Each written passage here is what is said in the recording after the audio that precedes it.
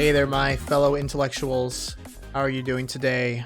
I'm your host, Kyle Cabesares, and welcome back to the 10th episode of Highly Variable. And I hope you appreciate that intro music I played at the very beginning of the episode because, if I'm being honest, it was just a song I really liked that I heard from YouTube's audio library, and was like, hey, that might be a good idea to put in the beginning of the podcast and at the end of the podcast, just to have more energy, more life.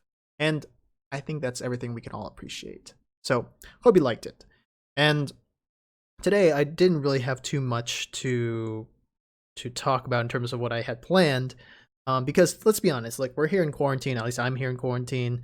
We're here in August 2020 in the United States. It's a bit hectic with the pandemic right now, and I'm gonna be stuck in my apartment for the next couple of months, at least until 2021. So I guess there's ample time to make more podcast episodes, but I don't want to like just talk about any sort of random thing and just make it boring. I want it to be entertaining. I want you guys to have a good time when you listen to my podcasts. I don't want it to just be, I don't know, something lame.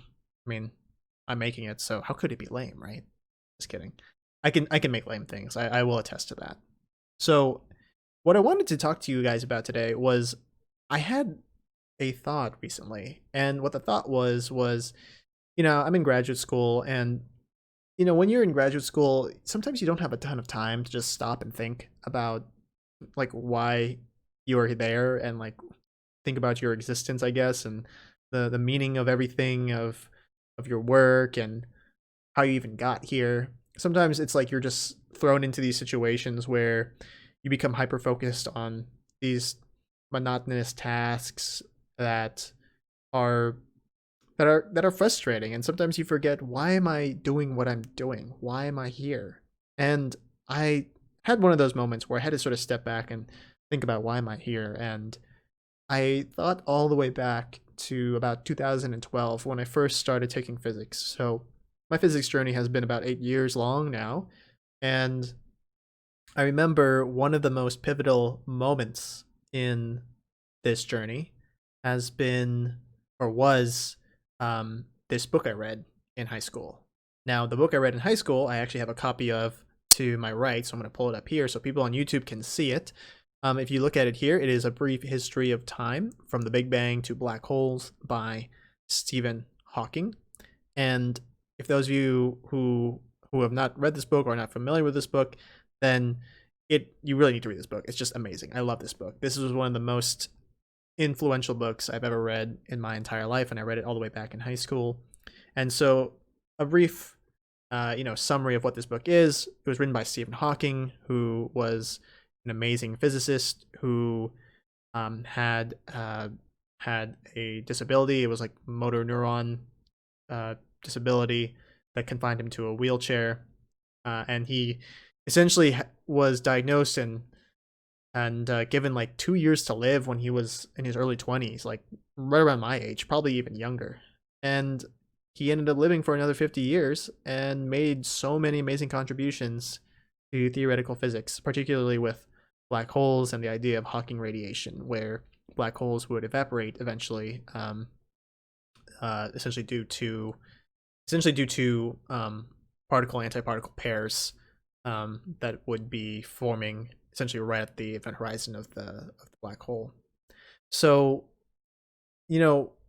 I really wanted to just sort of step back and think about Stephen Hawking and his contributions, and what reading this book did to me, and how it inspired me. Because now, as a graduate student in physics who does research on black holes, I do observational astronomy, so I don't really do the theoretical aspect of black holes and think about Hawking radiation.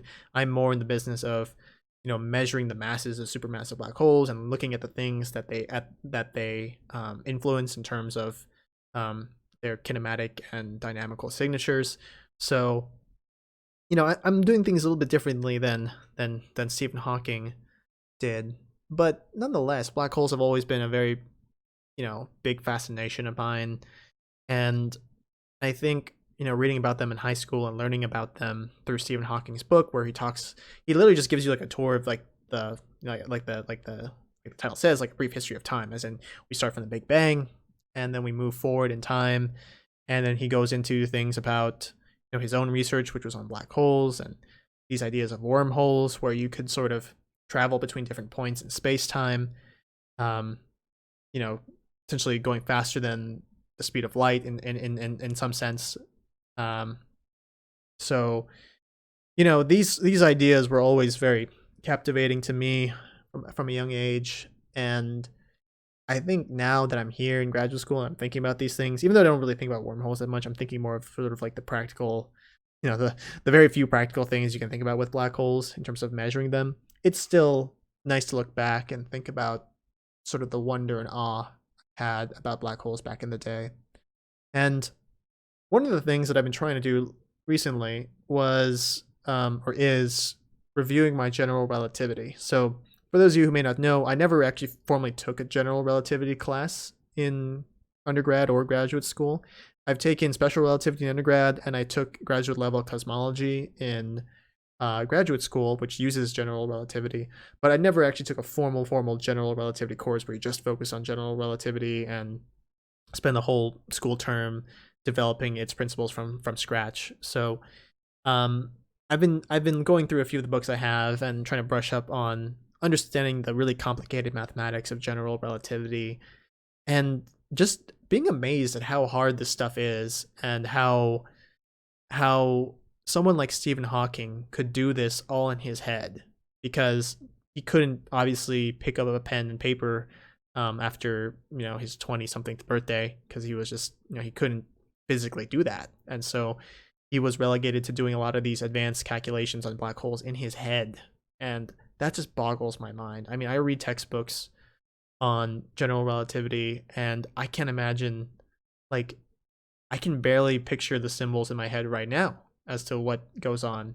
But he had to do all this stuff in his head, and he worked it all out, and you know showed that based on quantum mechanical arguments that there should be radiation, black hole, or sorry, Hawking radiation that is emitted by black holes. And I can't even begin fathoming that. I kind of want to go and read Hawking's works now, because I have read some of his papers, but I've never been a theorist. Like, I've never been a theoretical physicist in the sense that I've been trying to get to that level of understanding. And so even nowadays, when I read Stephen Hawking's work, it's completely opaque to me, in the sense that it's really hard for me to understand, because my mathematical tool set isn't quite equipped yet to handle all the different mathematical techniques he's applying.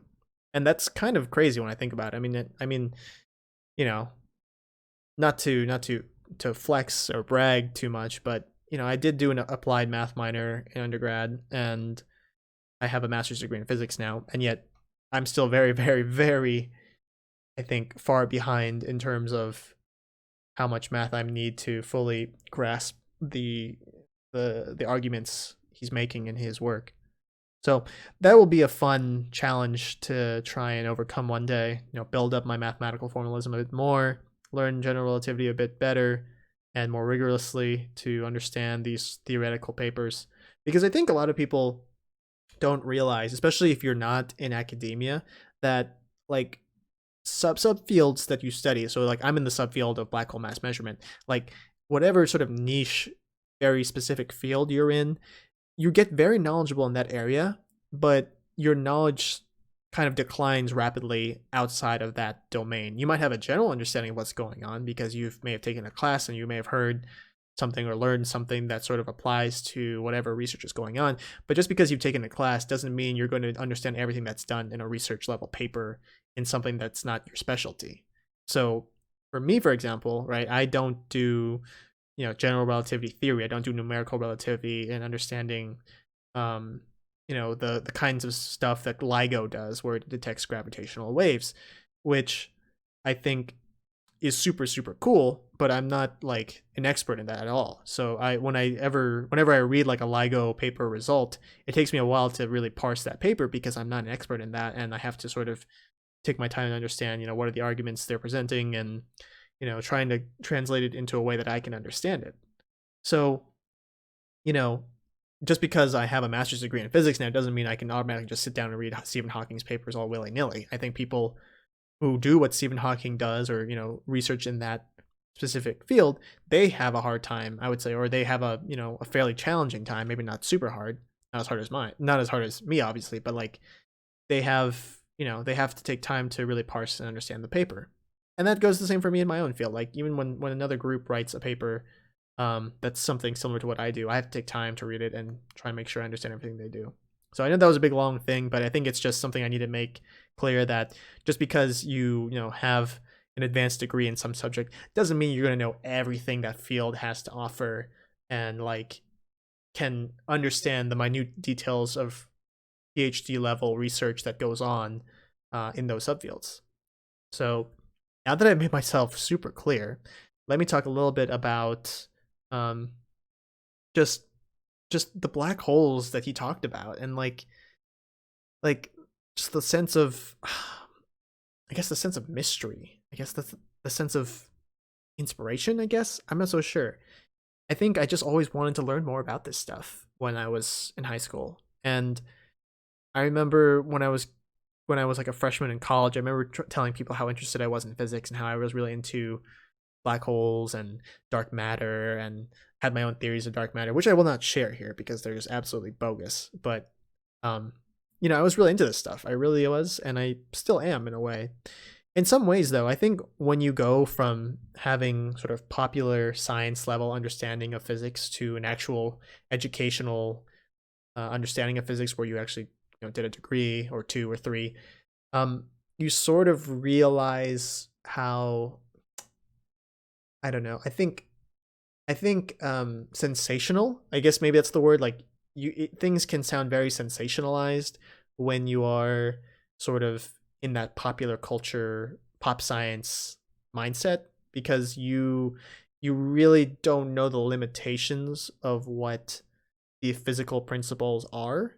And even if it is something that is revolutionary and groundbreaking, when you have a sort of better understanding of that, I think you're able to quantify better in your head what it means in the grand scheme of reality. Um, I hope that made sense, because I think sometimes the general public can sometimes get carried away with some scientific discoveries or scientific principles, particularly with like quantum mechanics, where there's just a lot of nonsense that goes on, where people apply quantum mechanics to places where it doesn't deserve, or doesn't it sorry, it shouldn't be applied. I wouldn't say it doesn't deserve. Quantum mechanics deserves the highest praise, but when people apply quantum mechanics to things that they don't deserve to be mentioned in the same sentence, like I don't know, quantum healing or whatever, some stuff like that, like you know what I'm talking about. There's a lot of that sort of quantum woo stuff going on that I think can get easily applied to other weird, fascinating scientific concepts that the general public just doesn't have the background to talk about, um, in a scientific, rigorous way. So I think I think I'm getting off topic if I'm being honest, but I think now it's like obviously the stuff that Stephen Hawking did is still amazing to me. There's no question about it. Like what he did and how he did it is still super amazing. I think now in some ways, as being like a professional academic in training, in some ways it's like you sort of see the grind more, in terms of you sort of lose that sense of sensationalism um you had when you were sort of maybe more ignorant of what the field was really all about. And so I'm not saying like you completely are never surprised, because science is full of surprises, but I think it's like you know how to temper your surprise and your enthusiasm in a reasonable way, in the sense that you don't try and you don't fall for um you just don't fall for certain traps, I guess. Like for example, when the Higgs boson, not the Higgs boson, what was that? It was some experiment where like CERN, I think was it CERN? I think it was at CERN, where essentially neutrinos were found to supposedly travel faster than light, and that kind of threw everyone's plans into turmoil. All like every physicist's plans into turmoil. Um, but you know, I think those kinds of things you're able to handle a bit better than like maybe the general public can, because you're like, okay, maybe you can think of ways where maybe they did the measurement wrong, and how perhaps the neutrinos were supposedly detected to be faster than the speed of light, but they actually weren't. So I think that's sort of what I'm trying to get at. Like you're just more you're just less susceptible to sensationalism. So I've been going on about this for a while. I don't even know where I went. I've just been talking for 16 minutes now, and I don't even know if I got my points across. But let me try and bring it back to high school time. And I think, in high school, I didn't really even know that there was a possibility that I could learn these things at all in college. I mean, obviously, these, people like Stephen Hawking and Kip Thorne, um, all these amazing theoretical physicists were publishing this work, but I never realized that I could actually join them in the ranks of being a physicist, right? Like I didn't think at the time that was possible for me. And it's weird because obviously they were doing it. I just didn't know that I could do that, right? I thought like perhaps you had to go to some sort of really, really special school to do that. Like you had to be super gifted and be like Einstein and be recruited by these people to study these really advanced subjects, which is not the case. I mean, you can come from a more, I guess, humble beginning and still pursue these subjects, um, which I'm really happy to say that I think I am. Um, I I don't know where I'm really going with this, but I think that I think that there's needs to be, I guess, just more exposure, I suppose, to this kind of stuff, and more exposure to the fact that you can actually pursue these kinds of careers if you're really dedicated and you really want to do this for a career. And I wish I could have let high school Kyle know this sooner, because high school Kyle was really focused on, I think, the practicality side of education, and which I think that is still something you need to consider. I'm not saying you can't give up practicality at all, because I ended up going to college for mechanical engineering my first year of college, because I thought that, well, engineering combines physics and math, and so I can do physics and math and get a good job out of college with an engineering degree and an engineering job. And I wish I had known a bit better that I could actually do physics directly, because I think I'm trying to remember why. Why didn't I think about this stuff? I think I just didn't see a career in it, or maybe my family didn't think there really was a career in it. Um, because I remember doing chemistry. I did AP chemistry in high school, and I passed the AP chemistry test.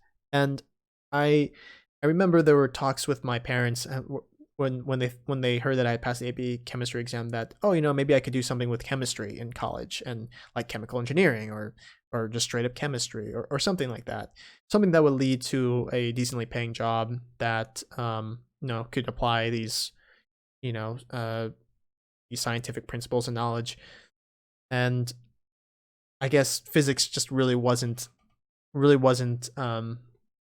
uh I guess the physics I was learning, I should say, just wasn't at that level of where I could see myself studying black holes and stuff like that. Because I mean, honestly, because the high school physics you learn, right, that's sort of, at most you probably get to electricity and magnetism, and you still don't get into things like nuclear physics or quantum physics, or the stuff where things start getting really weird, or relativity.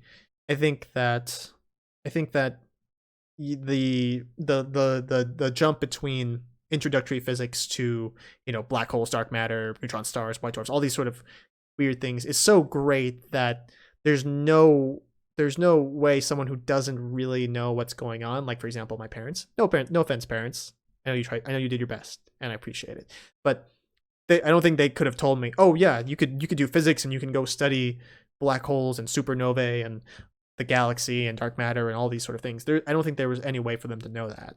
And I think that's probably why I didn't go into physics immediately in college, because just I didn't know, right? I just didn't know that how big the jump was, and um, if I was even smart enough to do it, right? Because I think I mentioned this before, but I didn't really get into math and physics until I was about 16. And I was just completely terrified of math before I was like 16. So I don't know. I think that starting late in some aspects did hurt me, because I feel like I could have done more research, but at the same time, I'm not so sure if I would have been smart enough to research this on my own at that age. I mean, it sounds like I should have been old enough to use a computer, and I was, and I did use a computer a lot, but I don't know why. I just don't know why I didn't think to do that back then. It seems obvious now, obviously, because I'm 25, but when I was 16, it wasn't obvious. Do you guys have moments like that where it's just like something that's very obvious to you now, like, oh, I could have been doing this all my time in high school. I could have just been researching the career I wanted for college and the kinds of jobs studying physics would lead to. But no, I didn't do any of that, really. I wish I could go back in time. Now I could really use that wormhole that Stephen Hawking was talking about and just go back in time and tell myself this stuff. And I could have a head start. So, yeah. It's actually kind of funny too, because I remember before I was even really into physics, I think I just turned 16, and this was still before I was super into physics. I went to the East Coast. So I have some family on the East Coast in Pennsylvania, which is right next to New Jersey. And I remember I went to Princeton. So I went to Princeton in New Jersey, one of the Ivy League schools, one of the best schools in the entire world, where the Institute for Advanced Study is. And that's actually where Einstein had spent his last remaining years after World War II. And I remember being in Princeton and seeing a bunch of cool things, like seeing some of their old buildings and stuff. And I was just not interested in knowing the history of like the physics there because I just wasn't into physics at the time. Now that I know that a lot of great physics happened at Princeton over the centuries, I'm very sad because I didn't take my opportunity when I was actually at Princeton when I was 16 to really take it all in and appreciate the history that the subject that I've dedicated my life to, where a lot of historical things happened there. So that's one thing I'm going to have to do when I can finally travel more freely again, is definitely to go back to Princeton and just take in the history there. So if there are any people at Princeton who want to give me a tour of the place, especially the physics buildings, let me know. Reach out, and we can hopefully get in contact, because I really do want to go back. I really do want to go back and just appreciate the history that is there in Princeton. So yeah, I hope that all of this made somewhat of sense, and you know I want to know, like, if you guys are still listening, I want to know sort of like, what got you into physics? What were the books? What were who were the people that inspired you to pursue this path? And even if you're not doing physics directly, even if you're just like a fan of physics, even if you're like someone who does something different than physics, but, thinks physics is really cool, why do you think physics is cool? And is there anybody you would cite that, is the primary reason as to why you think it's that way?